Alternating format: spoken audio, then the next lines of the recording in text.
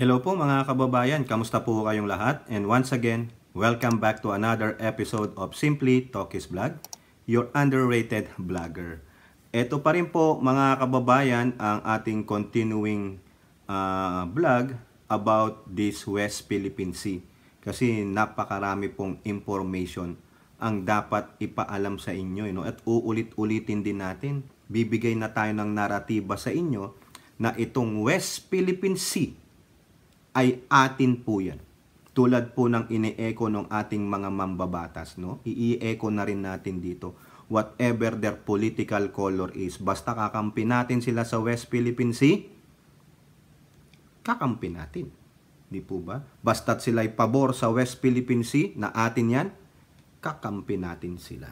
So, siguro, baka magsawa na kayo sa kaka-West Philippine Sea natin, hindi rin nagsasawa yung kabilang parlor na mag-disseminate ng naratibang mali para sa China. The disinformation continues, so hindi tayo titigil din na i-debunk yung disinformation. Uulitin natin. Atin ang West Philippine Sea. Kahit na ano pang sabihin ng kabilang kubol, ng kabilang parlor, ng mga makabagong oposisyon ngayon. Sa atin yan, bakit? Meron tayong pinanghahawakang ruling. Uulit-ulitin ko ang UNCLOS at ang 2016 arbitral ruling, no? Na tayo ay may karapatan sa ating sariling exclusive economic zone dyan sa katubigan na yan. Okay, so pero bago yan, sabihin ko sa inyo mga latest article, i-flex ko lang po tong Haya Nature Resort. For more details, punta lang po kayo sa kanilang Facebook page at ganun din po tayo magbibigay pugay sa lahat ng ating channel members at doon po sa mga sumusuporta, nanonood ng ating mga videos. Maraming salamat po sa inyo and may God bless you all. So ito po ang continuing episode natin o vlog dito sa West Philippine Sea. Pasensya na po kayo. Kung nagsasawa na po kayo, manood na lang po kayo ng mga ibang issues. Wag lang yung puro namang kompi-kompi. Wag naman yung puro election. Malayo pa po yung election. Kung gusto nyo, mag-time warp na lang kayo. Huwag na kayong tumungtong ng 24, 25, 26, 27. Punta na po kayo sa 2028, yung time na may election na. Para alam nyo na kung sino yung mananalo. Sabi kasi nung kabilang kubol, yung bagong oposisyon, yung may mga kulto, di ba? Yung kanila daw Lady BP ang mananalo. Di kayo na. Di po ba? Basta ako, wala sa kanila ang gusto kong maging presidente. No? Yung gusto kong presidente, yung may paninindigan. Hindi lang sa issue ng comfy pants. Yung ipaglalaban ang interest ng bansa. Ipaglalaban ang soberenya ng bansa. Lalo na sa bullying China. Alam nyo na kung sinong tinutukoy ko. Di po ba? Eto, unahin po natin to. Ito hindi na ibalita kaagad Ang nakita natin na mostly mga articles, yung pagwa-water cannoning ng Chinese Coast Guard sa ating isang supply boat, no, yung ML Kalayaan. Saka yung habulan, no, yung Gram Theft Auto diyan, yung high speed chase, no. Ito, sa kakaikot ko ng balita mga kababayan, nakita ko to sa mga international news agency. Pero nakita ko may isa na natin, local ito po, Philstar Global. Mukhang kinuha na rin nila po yung report nito, no. Galing po ito sa France to, Ahensya France Press, yung AFP, no? Ito po yung mga siguro kasamahan kababayan natin ito kasi Santa Rosa at Castro po ang mga reporter, no? Ayan po, Chinese vessels in high seas chase of Philippine boat with media. Pati media na. Biruin nyo hinaharas na nila. Talaga naman, talagang sinasabi nila, walang makakapasok sa amin, tubig namin ito. The word high seas, ibig po sabihin niyang high seas na yan. Ito po, no, ginugol natin, ni-research natin. Sabi po dito, what is meant by high seas? The high seas are defined by international law as all parts of the ocean that are not, tandaan niyo yung word, are not o aren't included in the exclusive economic zone, the territorial sea, or the international waters of a country or in the archipelagic waters of an archipelagic country. So, ibig sabihin, hindi po parte nitong mga bansa nito, no, na nandun sa kanilang exclusive zone, yung tubig, yung sinasabing high seas, beyond their exclusive economic zone. So, itong China, hinabol, no, binantayan. Kumbaga yung para kang tinitailgate, no, siguro yung, alam niyo na ibig sabihin kong tailgating, ha? Alam niyo yan, yung binubuntutan ka o kaya sinashadow ka. Media, nang kasama po ng mga media ay yung ating mga PCG. Nasa rubber boat po sila. Gusto pa nilang idokumento yung ating resupply mission and rotation sa BRP Sierra Madre. Hinabol po sila dun sa high seas, ha? O, dinipay natin, sinabi natin sa inyo, ibig sabihin ng high seas. Yung high seas, hindi po yan parte ng exclusive economic zone ng anumang bansa. Whether you are in your territory or your archipelagic country. Hindi mo yan kasama. Kumbaga, everybody can sail on that. Kasi walang may-ari niyan eh. Yan is defined by international law. Ha? Mismong international na nagkasundo na sila na itong high seas na to ay hindi mo pag-aari hanggat wala yan sa iyong exclusive economic zone. So, ibig sabihin tayo, example, huwag natin gamitin itong mga gagong check na ito. Tayo, binigyan tayo ng UNCLOS at 2016 arbitral ruling ng exclusive economic zone, no, na 200 nautical mile. So, we can fish around that one. We can do whatever business we want to that exclusive economic zone. Pwede natin gawin lahat dyan. Di po ba? But, beyond that exclusive economic zone, hindi na natin pag-aari yan. Ayan na yung high seas. Ibig sabihin, anybody can sail on that one. It is a pre-open. Pag sila pumasok sa ating exclusive economic zone, they need a permission. Di ba sabi nga ng Chekwa, hindi tayo naghihingi ng permission kasi kanila yun eh. Ngayon, yung sinabing balita dito, hinabol ng mga Chinese vessels, yung Coast Guard nila, o whatever, Chinese military militia nila, sa high seas, ha? Hindi po nila pag-aari yun, base sa international law. Pero, kiniklaim nila use of that Tendas line, sa kanila daw yung buong yan, kaya hinabol nila. Pero sabi ng balita, high seas. It's not their territorial water, it's beyond their territorial water or it's beyond their exclusive economic zone. Pero sa Chekwa, amin lahat yan eh. Di ba may Tendas line nga kami, kiniskis nga namin sa bayan yung Palawan yan, kiniskis nga namin yung line na yan sa, sa Brunei, sa Malaysia, sa Vietnam. Lahat amin. Kino nyo kagago? Di ba?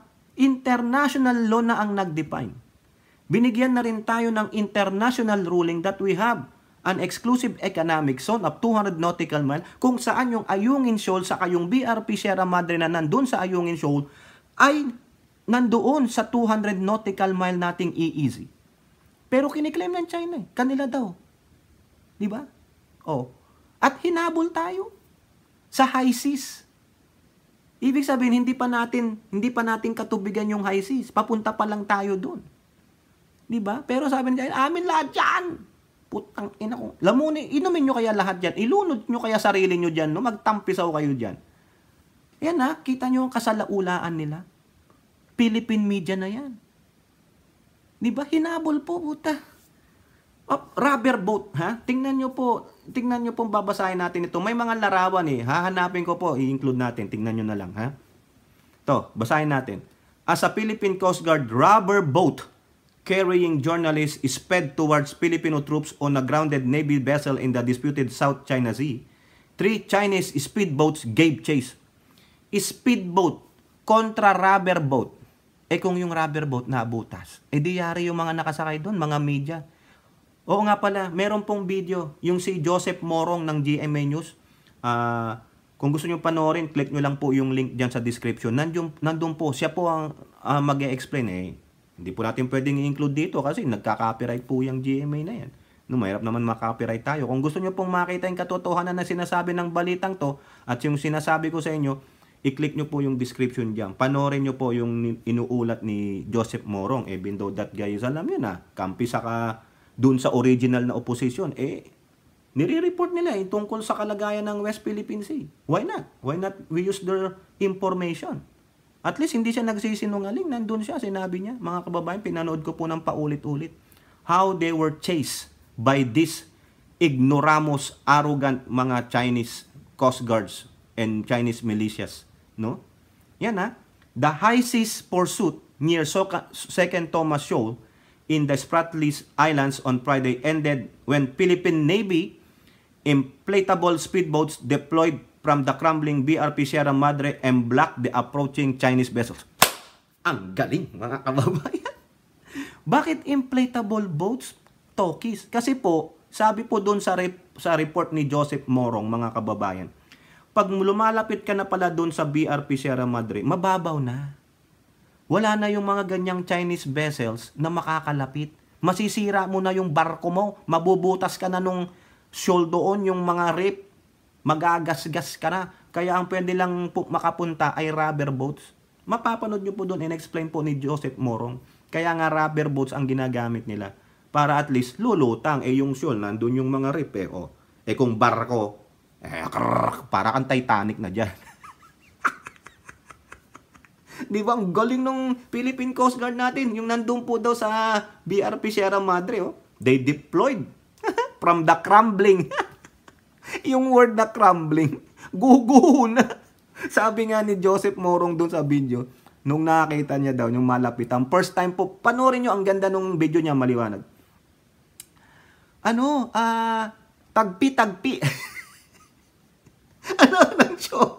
Pero first time daw ulit, makikita ng buong mundo yung kalagayan ng BRP Sierra Madre. O kayo naman dyan, mga allies namin, baka gusto nyo mag-donate ng mga luma nyo na lang na barko. Para mapalitan na po namin. Kawawa po si Lolo, BRP Sierra Madre.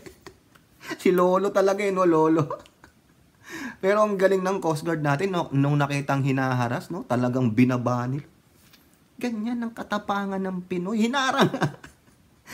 Coast Guard na inflatable boats. Hinarang niya. Sige, dumang ka. Gago ka. Talagang sinalok.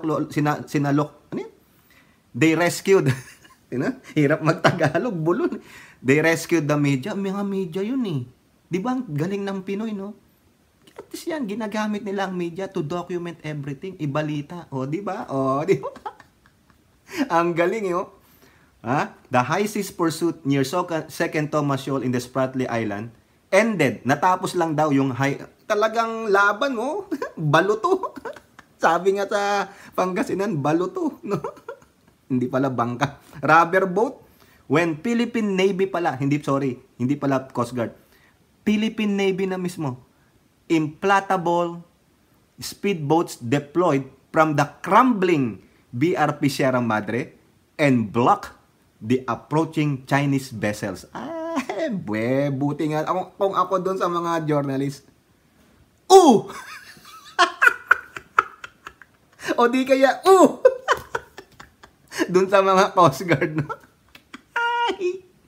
Moments later, the Philippine Coast Guard craft carrying AFP and local media outlet slipped into the shallow mababaw na waters of the shoal. Kasi nga, wala nang makapunta dyan na malalaking barko. Paano nakapunta doon yung BRP Sierra Madre? Sinadsad nga Kayo naman. Kasi nga daw po, pag yung high tide, sabi nung kaibigan natin, pag high tide, mawawala yung yung shoal. Lulutang si BRP. O siguro nung time na high tide, sabi ni Erap, sige, madalain nyo na. Nung sinadsad, siguro na Titanic, pinagpian na lang para lumutang. Sabi nga ni Joseph Morong tagpi. Panoorin niyo yung video, matatawa kayo kay Joseph Morong. O yan. Ito sabi kasi dito sa balitang to. China claims almost the entire South China Sea and has ignored an international ruling that it stands has no legal basis. O paulit-ulit nating sinasabi. Hanggang sa tumino sa utak ninyo, mga kababayan, para hindi nyo na po paniwalaan yung sasabihin pa ng mga disinformation specialist ng mga Chekwa na kababayan nating Pinoy na nandun sa bagong oposisyon, na nandun sa bagong kubol, no, ng mga oposisyon. Na ini-ignore ng China ang international ruling at ibinasura yung kanilang sinasabing historical rights as their legal basis. Sabi ng international ruling, walang legal basis ang sinasabi ninyong historical rights ninyo dati na 9-dash line. Pero makakapal po ang mga muka ng mga Chinese. Even though mga ganun ng mga manda nila, ang kakapal naman kapal pa ng hollow blocks ang muka nila. Ayan po yan, mga kababayan. No? Kaya ipangalandakan natin. Atin ang West Philippine Sea. Kahit na ano pang gawin ng mga Chekwa, we will defend it. Di ba? Tayo ang may karapatan. Sila walang karapatan. Ano ang sabi ni Secretary Gibo Teodoro?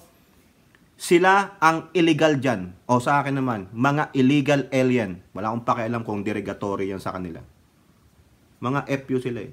O, di ba?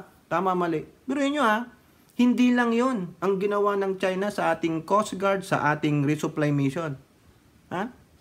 Pati media. Hinaharas nila. Paano pag may nangyaring di maganda sa mga media na yan? Civilian yan. Imbis na tulungan nyo, papatayin nyo yung mga yon. High-seas yan high-seas. Hindi po yung iniinom na high-sea. High-seas. Sa karagatan. Open na karagatan sa Tagalog. O, yun na lang interpretation ko. Kayo na po. Pero dinipain ko naman sa inyo kanina ibig sabihin ng high-seas. Diba? Hindi po yun yung flavor na iniinom ninyo, Alam nyo naman si Tokis. Buloy. Hoy, hoy. Buyoy. Diba? O, eto na naman tong ating kaibigang US. Ano sabi lang nila? Shoulder to shoulder. Ay, aba, pare-dress yan. Diba? Humanda.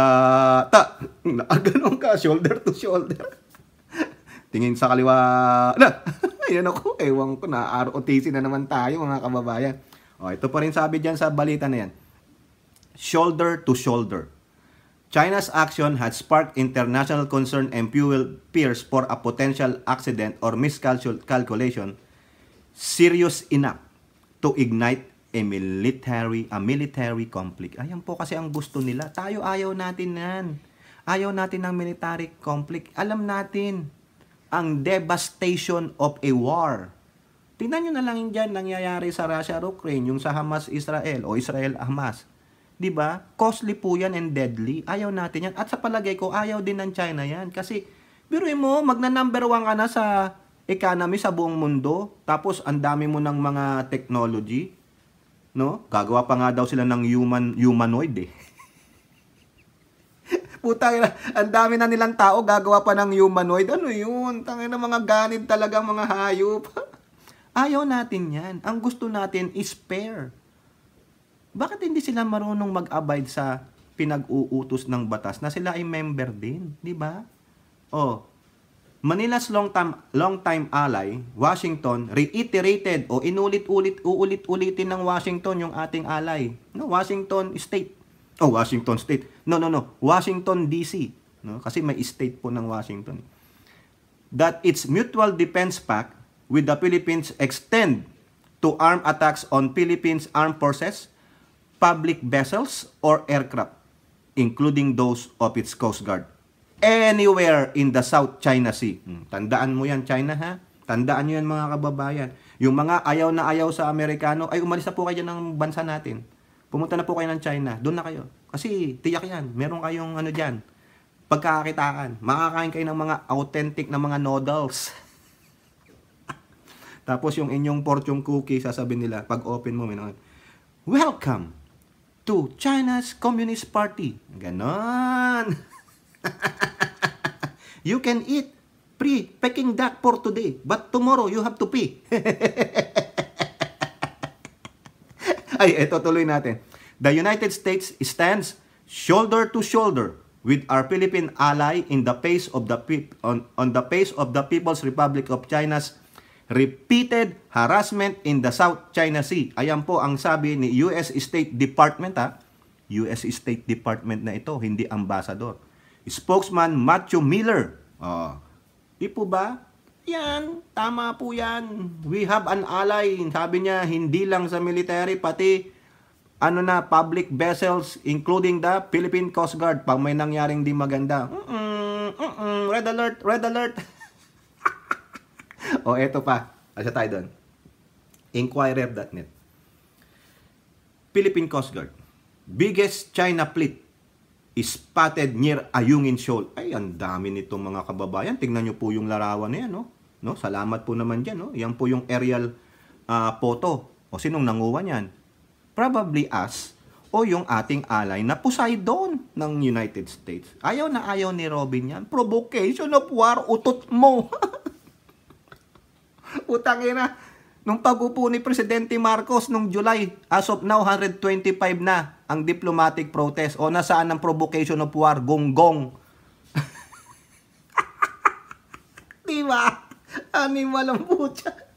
125 na. Nasaan yung giyera kayong mga gunggong dyan sa kabilang kubol? Tamilmil nga kayo eh. Parang wala kayong pakialam sa kapwa nyo Pilipino. Okay lang na bombahin ng water cannon. Ba't di kayo sumama dun sa resupply mission, Ikaw, Robin Padilla. Ikaw ang ano dyan eh. Matapang magsalita ng kaming mga langaw, nakatungtong sa kalibaw. Ikaw, ano kalabaw mo? China? Di ba? Tatanong lang. I'm not accusing. The Philippine Coast Guard on Saturday said, it has monitored ilan? 38 Chinese vessels, the biggest so far within the vicinity of Ayungin Shoal. Biruin nyo, talagang pinalilibutan yung nag-iisang BRP, Sierra Madre natin. Parang gusto nang tirahin ng missile nila eh. 38 Chinese vessels. Sabi po yan ni Commodore J. Tariela ng PCG, spokesperson. Kakahiya As to the number of Chinese vessels who are present within the vicinity of Ayungin Shoal, I think it is clear to say that this is the highest number. Paano po yan nakuha? Tulad ng sabi ko sa inyo kanina, meron dyan naglalayag ng mga aircraft kasi international airspace po yan. Ang ginagawa po dyan ng Air Force ng China, hinaharas po sila. Nakanood nyo yun, yung muntik ng masagi, yung B-52 ng reconnaissance ng Amerika ng kanilang J-20, yung Shenandoah. Takira, no? Buti pa binangga para magkaalaman. Magaling daw po yung aircraft nila eh. Walang panlaban ng aircraft ng US diyan sa aircraft ng China. Ang galing-galing eh. Yung mga J ano ba yung J nila? Parang si J. Cole ba yun? Parang pag ginamit mo, may lalabas. Ay, ewan ko. Di ba mga kababayan? Kaya naman tong mga to, 38. Pinalibutan mo. Ito po ang sabi, ni Tariela. Out of the 38 ships, Tariela said 28 are suspected to belong to Chinese maritime militia, while 5 are from the Coast Guard. He added that the remaining 5 are warships. Warships na po ng Philippines Liberation Army Navy. Biro mo, naglagay na sila ng warship dyan. Ano ang meron dyan sa Ayungin? Base po dun sa ating source, no? Na yung Ayungin pala ay rich sa oil. Kaya gustong-gustong nakawin ng mga Tsekwa. Ayun, naku, Diyos ko po. Biruin nyo, 38 ha? Ito pa sabi ni Tariela. So all in all, there were 11 who are actively participated in carrying out dangerous maneuvers to PCG vessels and also supply boats. Inantong mga to, no? Mga hayop talaga, mga kababayan. Mga animals. Sasabihin ko na lahat, no? Eto pa, mga kababayan. Philippine Coast Guard officials lectures China. Malamang to si Tariela to. Water cannon on Coast Guard ships should not be used for hostile acts. Correct. Tulad nga po ng sabi ni commandant niyang Coast Guard si Gaban. 'Di ba? Hindi yan ang trabaho ng Coast Guard. Trabaho ng Coast Guard mag-rescue, tumulong sa mga distress on the sea o mag-guide, ganyan, mag-patrol lang. Pero yung gagamit ka ng DAS, hindi pwede. Oh. Commodore J. Tariela, Philippine Coast Guard spokesperson for the West Philippine Sea, made the remark in response to the blatant use of water cannon by a Chinese Coast Guard on Philippine vessels during a recent resupply mission. In terms of the rules on the use of force, I think the water cannon that the Chinese has been using against the PCG vessels or even the resupply boats is something that is not applicable for such usage. O yan. Even though tubig yun eh. Eh kung makasakit ka ng mga crew nun, masira mo yung mga equipment doon, di po ba? Kakahiya oh. Grabe itong mga to. Ewan ko. Mga kababayan. Ito ang sabi lang oh. It's either we move away from them to protect our personnel and make sure we are not going to be triggered to escalate the tension. Kaya nga po, bilib ako sa pasensya nyo. Tibay ng pasensya nyo. Yung restraint ninyo, napakatindi to the maximum level, mga kababayan. No? Grabe. Ang tibay nito. O eto, mga kababayan, no? May isang mambabatas, may isa pong suggestion. Kung ano na lang po ang dapat gawin sa pagre-resupply dyan sa ating BRP. Sierra Madre sa Ayungin, yung pong tagpi-tagpi ng barko. Nakakaawa talaga si Lolo Sierra Madre, no? Ayaw nyo pa kasing i-retire. Baka naman may gusto kayong ano dyan, mag-donate ng lumang barko naman. Para gamitin na lang si BRP Sierra Madre dun sa Kamandag drills.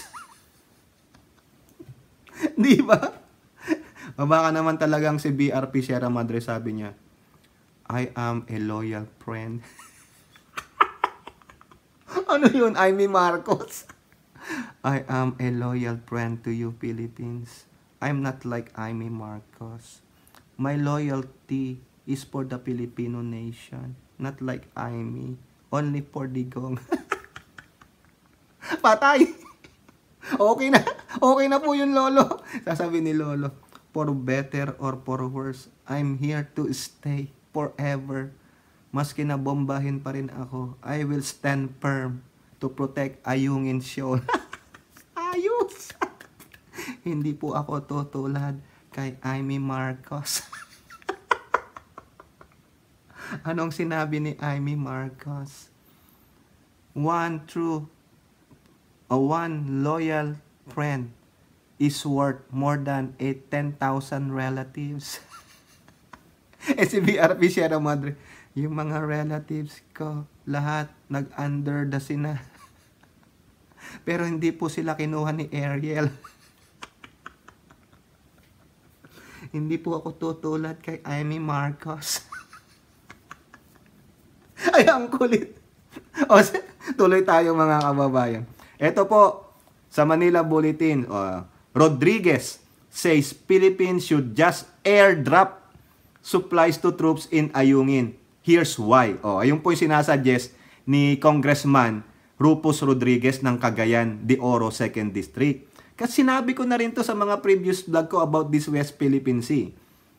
No? Kailangan gumamit ka na lang ng yung i-airdrop mo, no? I-airdrop, no? Pero bago ko sabihin 'yon, yung sinabi natin dati, alamin natin yung reason ni Congressman Rufus.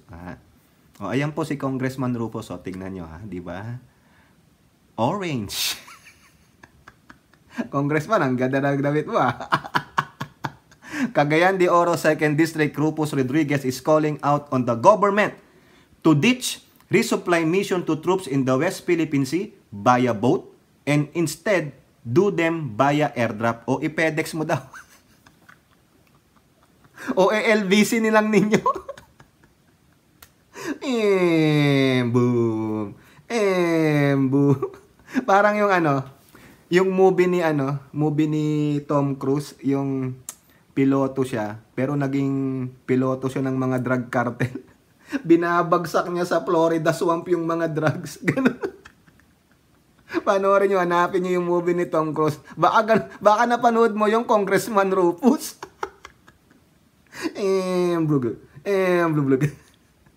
According to the veteran Solon, exposing civilian boats and Filipino soldiers to danger during this resupply mission doesn't make sense if the same supplies could be airdrop. Oh, tamang mukhang may punto siya, mukhang may punto. Rodriguez made the appeal in the wake of what he described as the newest incident of bullying and harassment by the Chinese Coast Guard. Ayun nga po, ito quote niya. We should use the air assets of the Air Force and the Navy to drop the things our patriotic soldiers in Ayungin needed. The danger Air Force and Navy personnel would face in those missions is the same as that civilian boat crew have to contend. But unlike civilians who are just doing a civic duty, it is the responsibility of the military to resupply our troops in Ayungin and protect our country's national sovereignty and territory. Okay naman, may punto. They will have to intentionally crash their aircraft with ours or shoot down our planes. We don't want that to happen. But if it happen, then our mutual defense treaty with the United States will come into play. Yung pala yun. Mukhang may punto naman siya, no? Na dapat hindi na civilian ang mag-resupply doon sa BRP since that's a military outpost. Dapat military na rin via air. Ang problema, sabi niya, pag yan ay pinabagsak o tinira ng, alam nyo na, ng mga JJ Shenendong ng Chinese, ayun, mag-a-activate yung MDT. Yun nga lang, ayun ang ayaw nating mangyari, Congressman. As much possible, wag natin daanin doon. No? Kaya siguro, yun din ang tinitake, for example, ng consideration ng ating DND. As much possible, we don't wanna go to war with them. Pero, kung sinut down tayo, intentionally, wala tayong magagawa. Kailangan nating dyan, bumuelta. Hindi tayo paaapi. Binuli na nga tayo ng binuli. Diba? Ito pa sabi niya, ha? We should not be avoiding the Chinese there. They should be the ones avoiding us in our territory. In fact, they should stop intruding in Ayungin and Scarborough Shoal of Pangasinan and Zambales and any part of our 200-mile exclusive economic zone. Correct po. Ako po, masang-ayon po ako dito sa sinabi ni Congressman Rodriguez. No? Pero, tulad na sinasabi rin natin, ayaw po tanggapin yan ng Chekwa. Kasi nandyan na sila eh. Kasubuan na nila yan. Paninindigan nila yan. Kaya ang gagawin natin dyan, deterrence. Kailangan natin palakasin ang ating hukbong sandatahan. Lalo na dyan sa West Philippine Sea. Kaya nga po kayong mga mambabatas, kung pipede, bawas-bawasan nyo yung mga budget ninyo, mag-chip in kayo doon. Hindi lang yung CIF na tinanggal na 1-something billion. Dagdagan nyo pa. Gawin yung, kung maaari, $500 billion pesos ang ipondo nyo dyan sa ating military para lang sa West Philippine Sea. No? Separate pondo yun kaysa sa pondo ng DND at AFP. Ponduhan nyo ang West Philippine Sea. Dagdagan nyo ng mga armaments yan. Pero may punto po siya, mga kababayan. I-airdrop na lang. Kasi kung sasalubungin tayo ng missile ng ng pangalan nun, ng mga Shenendong River nila. Asa ako maghahabulan man, di ba, mas magaling ang ating mga piloto. Saan nila? Maski na high speed sila, mamaya bigla lang mag-break dyan. Bang! Patay. Ngayon, ang problema dyan, nung na-vlog natin yan, may sinabi po dyan yung Air Force na masyado daw malayo, mahirap daw, ganun. Walang mahirap eh. No? Sabi nga nila, kung gusto, may paraan. Kung ayaw, maraming dahilan. Siguro, maraming dahilan yung Air Force natin. At isa na nga raw po doon, malayo. Miyo. Ikaw, Rodriguez, kausapin mo yung Air Force. Saka Philippine Navy Air Force. Di ba? Yan. Yan po yung take ni Congressman Rufus Rodriguez ng Cagayan de Oro 2nd District. Okay? May magandang suhesyon naman. No? I-drop mo na lang doon. Bablag. Sasaluhin na lang ng mga natin, Navy na ang implantable. But make sure, nababagsak doon malapit sa BRP. Kasi pag bumagsak doon sa BRP, baka yung dilapidated, klek, ayun na, sabi ng mga Chekwa, ayun na, gumuho na, tayo na. Di ba? Nakaabang yung mga gunggong Di po ba? Ito, last article sa Inquirer. Romualdez bears West Philippine Sea Development Project Plans. Yun, ito na naman si Speaker. Speaker, napaka-visible mo talaga. Naku, yari ka na sa kabilang kubol. Talagang sasabihin nila, na meron kang ambisyong tumakbo sa 2028. Bakit, mga kababayan? No? Kasi po, itong mga kabilang kubol, yung mga bagong oposisyon, nag-time machine na po sila sa 2028. Hiniram po nila yung DeLorean nung sa, ano ba yung movie ni Michael J. Fox? I forgot. Yung time machine niya sasakyan. Sinet nila kay Michael J. Fox 1985. Ha? Yung DeLorean niya. Ngayon naman itong mga kabilang kubol, yung mga tauhan ni Dugong, nilagay 2028. Sino ba ang presidente? No? Kaya alam nila, kaya tinitira nila si Martin. Siguro alam nila, nakita nila na ang presidente sa 2028, hindi po yung kanilang confidential fan queen. Hindi. Hindi yun. No? Si Martin, another Ferdinand. Ayaw na nila ng pangalang Ferdinand. Ferdinand na naman. No. Ngayon pa lang. Sige, bumalik na kayo. Balikan natin sa 2023. Kailangan na nating siraan si Martin. Kasi nakita natin, siya ang magiging presidente. Baguhin natin yung history dun sa 2028. Meron pa tayong 5 taon para siraan siya ng siraan. Ano ginagawa ni Martin? Wapakels. Visible siya, oh. Eto na naman, may statement na naman siya, di ba? May statement siya, kinundina niya yung incident na yon. Ito na naman, oh. Ayun, oh. Romualdez bears West Philippine Sea Development Project plans. Ano? Yay. Ako, meron akong narinig ayon sa aking bubwit. Pero hindi ko po pwedeng sabihin sa inyo kasi hindi naman po ako chismoso. Ni tulad nung isang babaeng unggoy dito. Di ba? House Speaker Ferdinand Martin Romualdez on Friday said the government has planned to develop other features in the Kalayaan Island Group, the West Philippine Sea. Yes, absolutely. Romualdez said when asked if the government has planned to develop sandbanks, cays, and other features in the West Philippine Sea. We are looking at the totality. We are trying to see how we could further develop not just Pag-asa Island. The Philippines occupies 9 features in the Kalayaan Group Island. Mali. Kalayaan Island Group. Baliktad pala. Ano po ako eh? Dyslexic po ako eh. Name. Ayungin. Ay. Pag-asa. Lawak. Parola. Patag. Kota. Rizal. Likas. And Panata. Siyam po. Siyam daw po na islands dyan sa Kalayaan Island Group ang ino-occupy natin. Without going into specifics, Romualdez also said that there are plans to develop a certain feature in the KIG to further buttress and support the BRP Sierra Madre grounded in Ayungin. Ayun. Siya nang nagchismis niya na, wala akong sinabi. Siya yan, sabi niya, to further buttress. Ano po ibig sabihin ng buttress? B-U-T-T-R-E-S-S. Naku, ito na naman tayo. Ikaw talagang, Martin, sinasabi ko na yan sa iyo eh. Diyan sa speechwriter mo.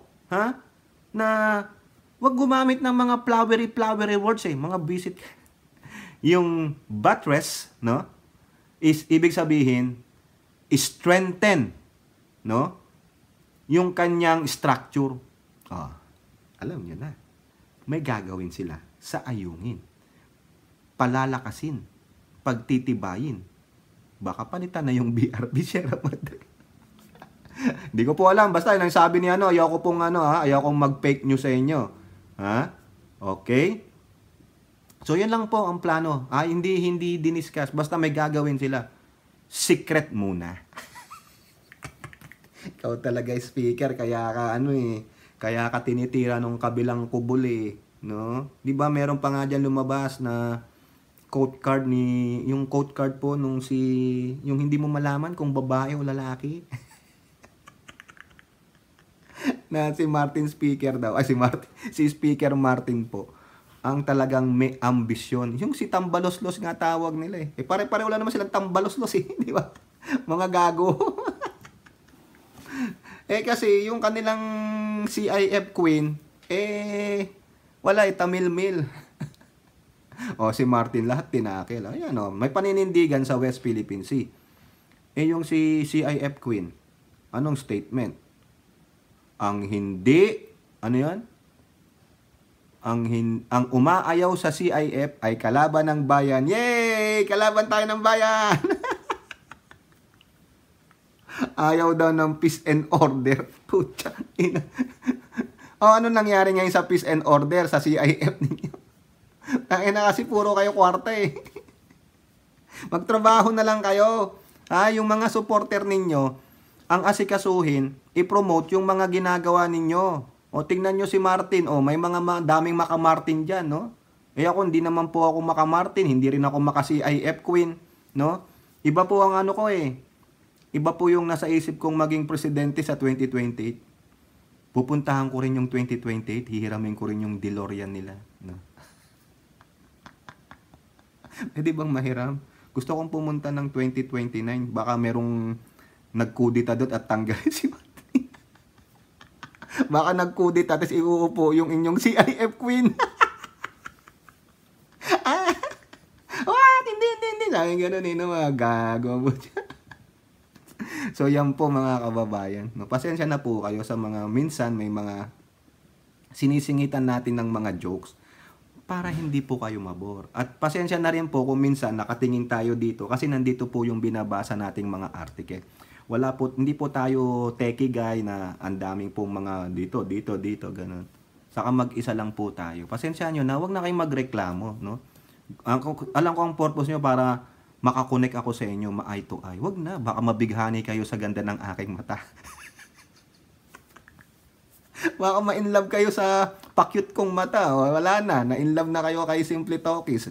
Ipapangalandakan nyo na, subscribe nyo to, ang ganda ng mata. Joke lang po, no? Joke lang tayo. Wala po tayo sa kalingkingan ng mga guwapito at magagandang mga lalaki. Mga ano po tayo. Tulad nung si Kambal kong si Sandro. Hindi nga po ako yung binabati, no? Hindi ako sasabihin, hindi ako ini-email. Shout out Simple Talkies Kambal. Si Madam Lisa, sabi niya, tingnan niyo yung larawan na yun, singit ko lang. Happy Sunday! Nandun na naman si Martin, kasama ang kanyang tiya. Siguro sabi ni Madam Meldy, Martin, pwede ba palitan mo na yung pangalan mong Ferdinand? Kasi tinitira ka na Ferdinand ka daw Ikaw kasi yung nakita nilang presidente ng 2028. Kaya tinitira ka, pwede ba? Huwag mong galing-galingan. No? Huwag kang masyadong atribidida. Ang may papayo ko lang sa'yo, taasan mo pa yung pagiging atribida mo.